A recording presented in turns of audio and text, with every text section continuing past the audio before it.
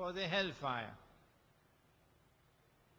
The companions of the Prophet ﷺ were terrified. But then he smiled at them and he said, Bushra lakum, good news for you. The one for Jannah would be from you. Meaning, someone who truly follows the Prophet alayhi salatu wasalam. Someone who holds on to the Quran and Sunnah, regardless of the price he may have to pay. That one is for heaven. But then he went on to say that the 999 would all be the people of Gog and Magog. Oh, that means that the subject of Gog and Magog is an awesomely important subject. How many people bother to teach this subject? How many times have you ever heard anyone talking about Gog and Magog? None. I have lived my entire life studying Islam. No one ever spoke on the subject of Gog and Magog to me. None. No teacher, no school, no institution, no Maulana, none. Now that's strange. Because if 999 are going to be the people of Gog and Magog, what it implies is that one people, namely Gog and Magog, one people are going to succeed in getting all of mankind, illa masha'Allah, all of mankind to follow them instead of Muhammad alayhi salatu wasalam, to imitate them, to become carbon copies of them. So even while the man says he's a Muslim, and now one says he's a Hindu, and now one says he's a Christian, and now one says he's a Jew, in fact, they're only holding on to their rice husk when they say they're Muslim or Hindu or Christian or Jew. They have effectively joined the Jamaat. That is the global society, the universal society of a people called Gog and Magog. So this must be an awesomely important subject. And yet strangely, suspiciously, no one ever teaches it. Where are we today? On this 12th of Rabiul Awwal. Where are we today? In the Muslim world. Do we still follow the Prophet alayhi salatu wasalam, or have we abandoned him? This is the subject of our lecture tonight.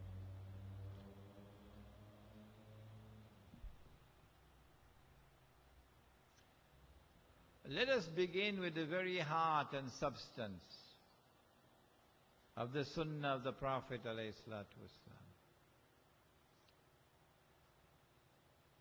He, Nabi Muhammad alayhi salatu wasalam, followed his father Ibrahim. ثُمَّ أَوْحَيْنَا إِلَيْكَ, says the Quran. And then we revealed to thee, O Muhammad alayhi salatu wasalam, and ittabi' millata abikum Ibrahim, that you also must follow the religion of your father Abraham. وَمَا كَانَ مِنَ الْمُشْرِكِينَ, and there is no shirk in that religion. And so the first sunnah of Nabi Muhammad alayhi salatu wasalam is to avoid shirk. This is the foundation of the sunnah of Nabi Muhammad alayhi salatu wasalam, to avoid shirk. But he warned before he died. He warned that the time will come when we will be attacked by shirk. And it will be very difficult for us to recognize the shirk. Shirk is not only to worship other than Allah,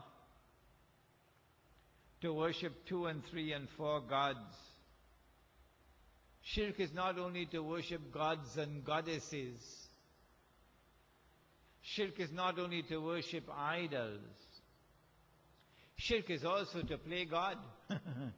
Like he played Mass, he played God. And no one playing Satan. Shirk is also to attempt to take over from Allah. And assume for yourself the functions of Allah.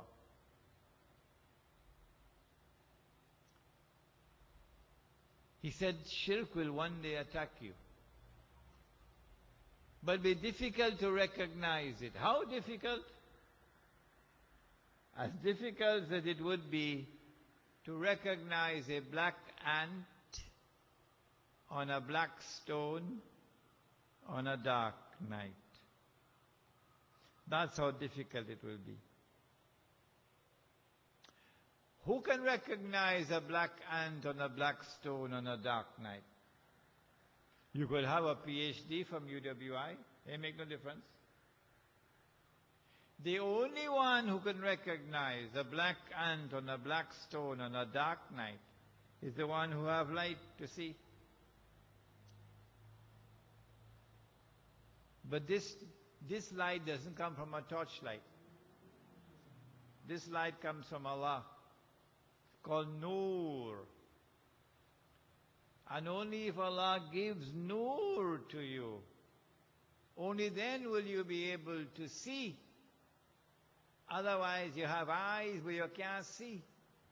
You have ears but you can't hear. You have hearts but you don't understand. You're just like cattle, says the Quran. Are we living today in a world in which we are enveloped by shirk all around? In which we have been embraced by shirk everywhere? And we are in shirk and yet singing qasida in praise of the Prophet ﷺ. That's the question I ask. Well, let us begin with salat.